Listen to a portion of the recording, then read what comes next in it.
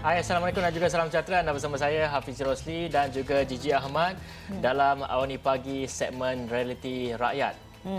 Dan kalau kita lihat penularan wabak COVID-19 sebenarnya tidak akan melemahkan kita jika kita bersama-sama menghadapinya. Dan anda tidak berseorangan dalam menghadapi waktu getir ini. Kami di Astro Awani membawakan Realiti Rakyat, tumpuan khas yang mengangkat suara rakyat dan realiti kehidupan mereka akibat COVID-19.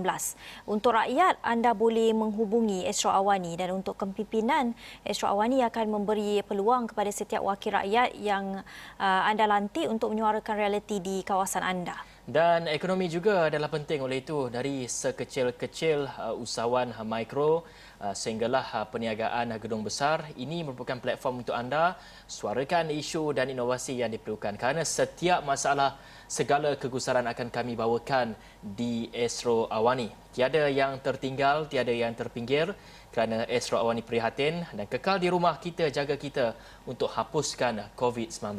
Segmen Realiti Rakyat hari ini di Awani Pagi bermula sekarang.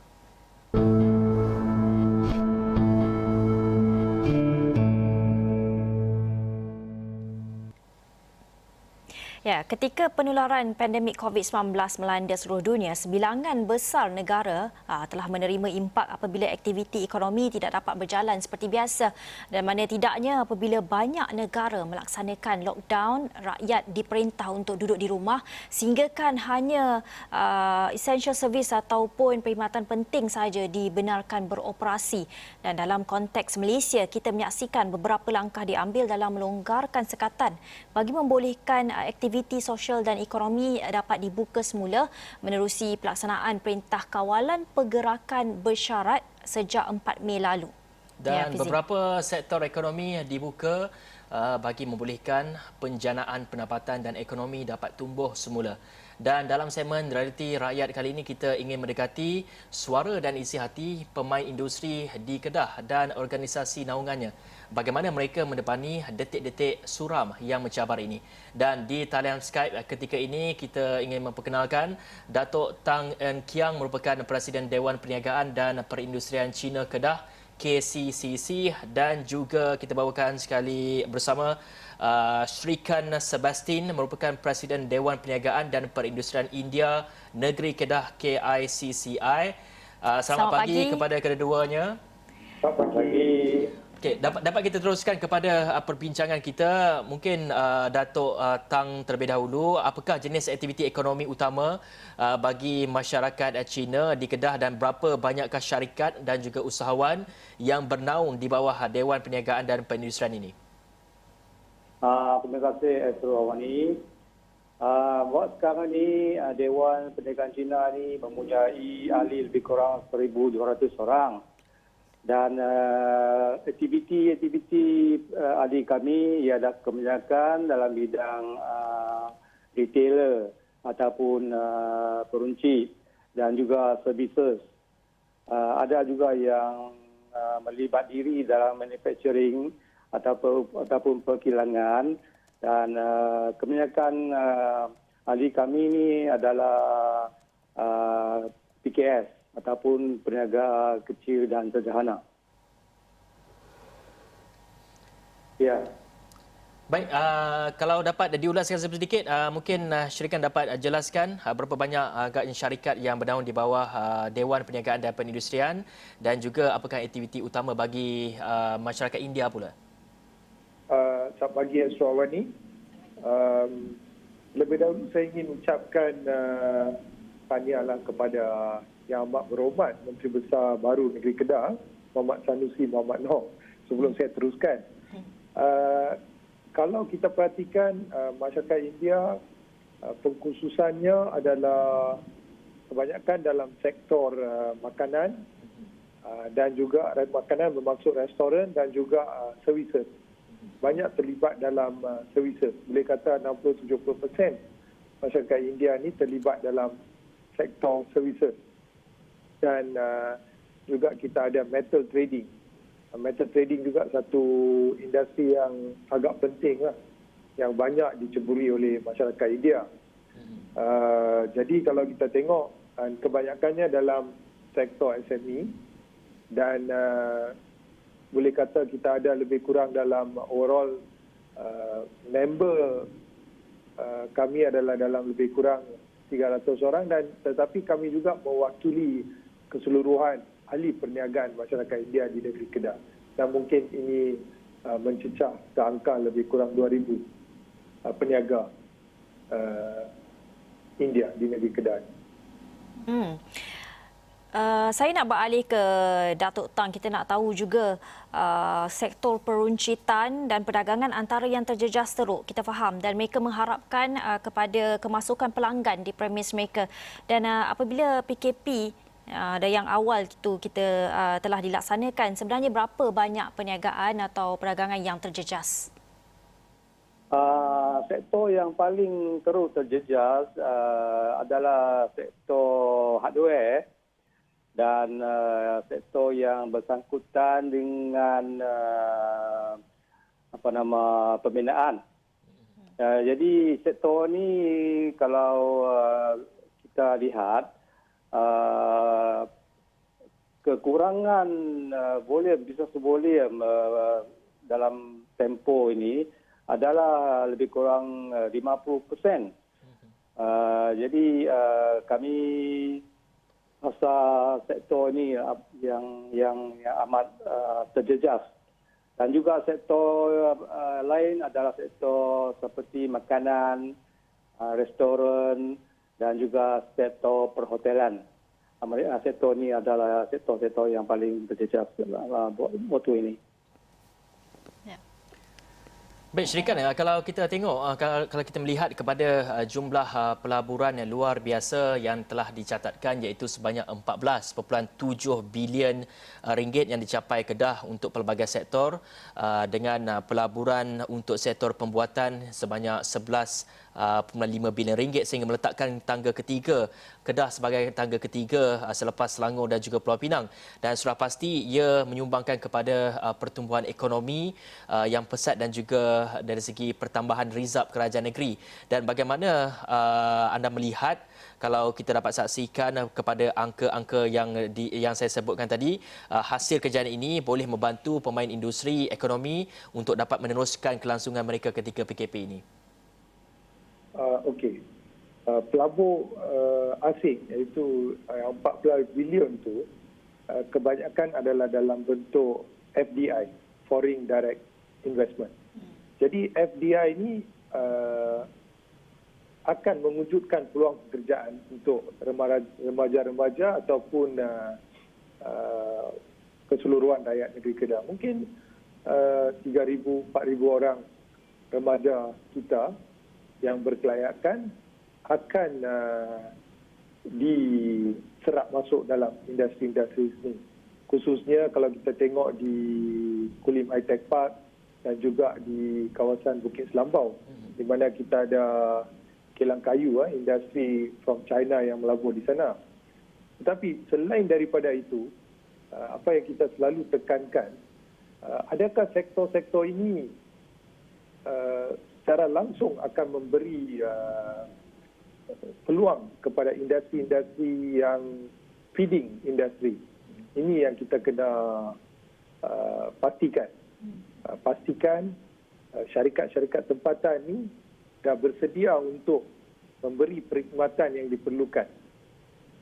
Ini yang pada masa ini saya rasa kita lacking sikit, sebab PKP ni dah almost 2 bulan ni, dia bagi satu apa orang kata, dia dah sekat perjalanan tu. So everything, semua ahli-ahli kita pun tak berapa sure apa yang dia boleh buat pada masa ini. Jadi saya berharap mungkin dengan kerajaan baru ni akan lebih war-warkanlah peluang-peluang yang ada untuk kesemua peniaga yang ada di negeri Kedah. Syarikat, Ya, tidak pasti apa yang boleh dilakukan. Saya nak beralih kepada Datuk Tang. Melihatkan apa yang dikatakan oleh Syrikan, kita juga nak melihat banyak projek besar telah dibangunkan kerajaan Kedah seperti projek Northern Gateway. Kita ada juga lapangan terbang antarabangsa Kulim, Taman Teknologi Tinggi Kulim diperbesarkan. Adakah ini dapat membantu peniaga-peniaga dalam industri ekonomi di Kedah khususnya? Ya, memang projek-projek mega ni kalau dilaksanakan memang dapat membantu.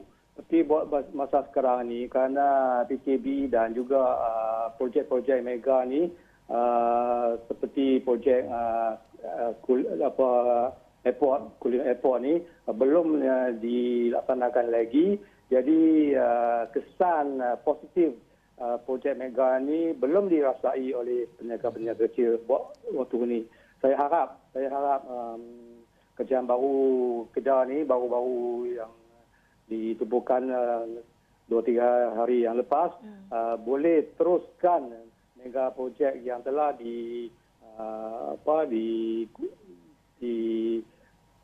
diatur oleh kerajaan yang sebelum ini supaya rakyat boleh terus dapat manfaat daripada kesan baik projek ini. Terima kasih. Baik, dan kalau kita lihat dan saya dapat saksikan juga dan semua orang mengetahui banyak syarikat terkesan dan ada yang terpaksa gulung tikar disebabkan oleh pelaksanaan PKP ini kerana tidak dapat bertahan dari segi menanggung kos operasi dan sebagainya, dan di samping demand yang berkurangan dari segi produk-produk yang dikeluarkan oleh mereka. Jadi apabila ia berlaku, isu pengangguran pula akan timbul. Jadi bagaimana melihat kepada isu pengangguran susulan PKP ini di Kedah sendiri? Mungkin Syarikat dapat menjawabnya. Okey, isu pengangguran ni saya rasa tak dapat dielakkan. Ini adalah berlaku di seluruh dunia. Jadi Malaysia pun takkan run away from this issue. Tapi saya rasa bantuan-bantuan yang diberi oleh kerajaan ni sedikit sebanyak akan tolong SME. Khususnya kita ada bantuan upah dan RM1,200 untuk setiap pekerja yang sumbang kepada skim perkeso. Tapi jadi kerajaan juga perlu siasat. Adakah semua syarikat kecil ni boleh menikmati peluang yang diberikan oleh kerajaan ni? Sebab kalau kita tengok kadang-kadang syarikat kecil ni dia pengetahuan dia tak berapa tinggi untuk dan dia mungkin bukan salah satu kontributor dalam skim ini. Jadi saya rasa pada masa ini apa yang kita patut lakukan, kita kena kenal pasti siapa yang betul-betul tercicir ataupun mengalami kehilangan kerja, dan kita kena wujudkan satu task force. Task force ni akan cuba identify dan kemudian kita cuba salurkan kepada industri-industri yang ada kemajuan dalam tempoh masa yang dekat. Saya rasa macam essential services, kalau kita tengok banyak pasar raya, banyak kedai runcit dan sebagainya. Sektor ini ada kemajuan. Jadi dan sektor-sektor ini pada masa ini banyak menggunakan tenaga buruh asing. Dan di situlah rakyat tempatan boleh mengisi kekosongan jikalau kita kurangkan dependensi dengan rakyat asing, kita boleh isi. Jadi apa yang kerajaan patut lakukan sekarang, kerajaan patut dapatkan ataupun cuba wujudkan program-program yang meningkatkan produktiviti rakyat. Salah satu kekurangan yang kita ada dalam ekonomi sekarang, produktiviti di kalangan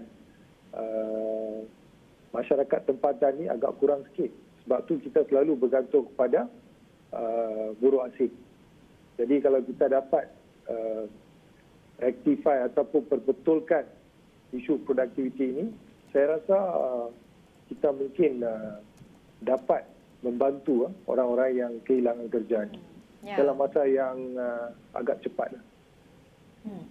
Saya suka cadangan Syirikan itu, maksudnya switchkan kembali kepada rakyat tempatan peluang-peluang pekerjaan yang selama ini sebenarnya diberikan kepada banyak warga asing. Tetapi dalam masa yang sama itu pengangguran. Dan dalam masa yang sama kita nak lihat kepada pengusaha-pengusaha, peniaga-peniaga.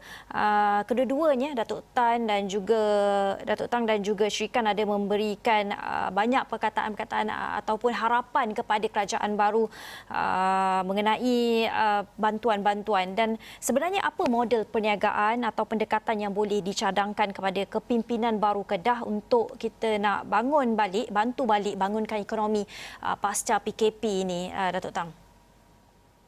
Ya, sebelum ini kerajaan terdahulu telah membuat beberapa aturan untuk mengaktifkan balik aktiviti perniagaan di negeri Kedah ini. Saya harap kerajaan baru dapat teruskan kegiatan-kegiatan yang telah dilaksanakan oleh kerajaan yang lama ini dan terus memperbaiki ataupun tambah baik rancangan-rancangan yang telah disediakan dan diaturkan untuk kemajuan ekonomi negeri Kedah. Buat masa ini, kami peniaga-peniaga di negeri Kedah ni amat teruk terjejas dari segi kekurangan wang tunai di tangan.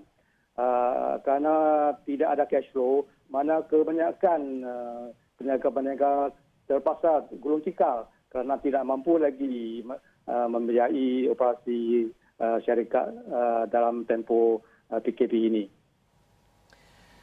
Baik, kalau kita tengok kepada PKP ini, dia boleh dikatakan sebagai satu restart button lah untuk kita menjanakan semula mungkin pekerjaan-pekerjaan yang sebelum ini kita tumpukan kepada warga asing seperti pekerjaan 3D itu. Jadi apabila PKP ini telah pun berlaku ataupun berlangsung ini, kita boleh saksikan mungkin selepas ini warga tempatan pula boleh mengambil kerja-kerja seperti ini dan kita dapat kurangkan kebergantungan kita kepada pekerja asing. Dan dalam masa yang sama juga kita ingin melihat seketika PKP ini banyak juga perkara-perkara ataupun satu model baru yang telah pun diadaptasi oleh peniaga-peniaga dan ia melihat kepada inisiatif yang diambil oleh peniaga dan juga pemain industri ekonomi ini untuk mendepani cabaran dan juga tempoh sukar ini dan mungkin ada strategi teknik perniagaan yang berbeza yang digunakan oleh mereka.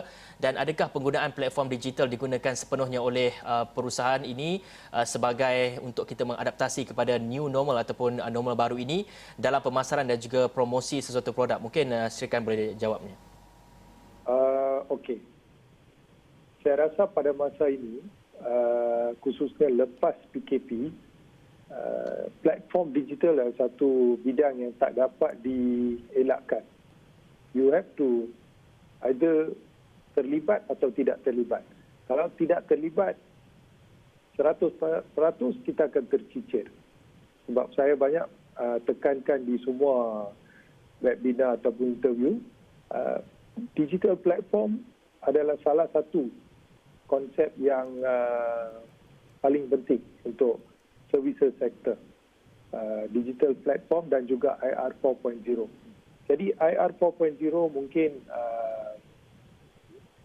ramai yang berpendapat cuma untuk kilang, untuk industri perkilangan, mesin dan sebagainya. Tetapi 4.0 juga adalah penting untuk sektor services. Di situlah kita akan menerapkan digital platform ni. Jadi saya rasa semua peniaga terpaksa mungkin yang tak mampu kena cari modal sikit untuk make sure you are there on digital platform. Jadi mungkin ramai peniaga kecil tak faham apa itu digital platform. Dan kalau kita tengok 50 tahun dulu, masa kita ada kedai runcit, orang tak ada kereta. Jadi mungkin orang ada tinggal di luar bandar. Dia naik bas sampai di Pekan, dia order barang dan barang tu akan dihantar ke rumah. Ini yang berlaku. Actually, proses ini sudah terputus pada masa sekarang sebab semua ada kereta, semua dia boleh sampai ke pasaraya, dia boleh beli, dia boleh ambil balik. Jadi untuk wujudkan digital platform di semua tempat tu adalah bukan mustahil. Cuma kena ada satu link baru di mana pelanggan, customer tak akan sampai ke tempat di mana dia akan beli, tetapi dia akan gunakan satu platform lain. Kemudian sesiapa yang terlibat dalam perniagaan boleh hantar barang dengan macam-macam cara. Dia boleh hantar cara tersendiri dan juga dia boleh pakai semua services yang disediakan. Jadi saya rasa ini adalah salah satu growth area di mana kajian kena betul-betul war-warkan kepada semua peniaga. Dan kalau kita tengok pada masa puasa ni pun banyak, dulu kita ada bazar Ramadan semua ni, tapi sekarang kita ada e-bazar yang saya rasa successful. Baik. Jadi ini adalah new norm yang kita kena praktikkan, bukan untuk short term, tapi kita kena jadikan ini sebagai satu budaya bagi kita untuk tempoh jangka panjang. Baik, dan semestinya apabila PKP ini kita mengadaptasi kepada norma-norma baru dan juga nampaknya adanya model-model perniagaan juga, dan dari segi pemasaran juga nampaknya telah pun berubah, dan ini adalah hikmah kepada PKP ini. Dan saya ucapkan terima kasih kepada Dato' Tang Eng Kiang dan juga Syrikan Sebastian yang mewakili Dewan Perniagaan dan Perindustrian China dan juga India Negeri Kedah. Dan kita selepas ini kita akan mendekati bagaimana pula dari segi Dewan Perniagaan dan juga Perindustrian Melayu di negeri Kedah, dan kita akan berehat dulu seketika. Kita kembali selepas ini. Ya.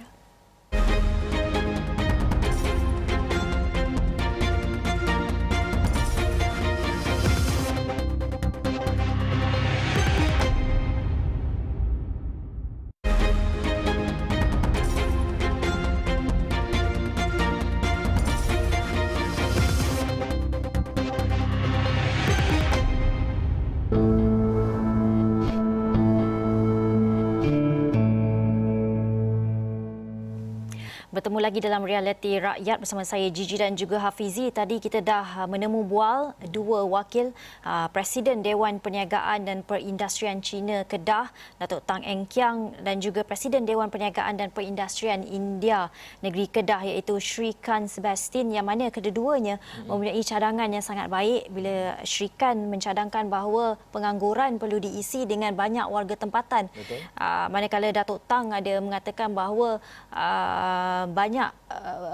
memang ada banyak peluang dengan projek-projek besar, tetapi mereka perlukan lagi sokongan oleh kerajaan dalam memperkasakan ekonomi pasca PKP.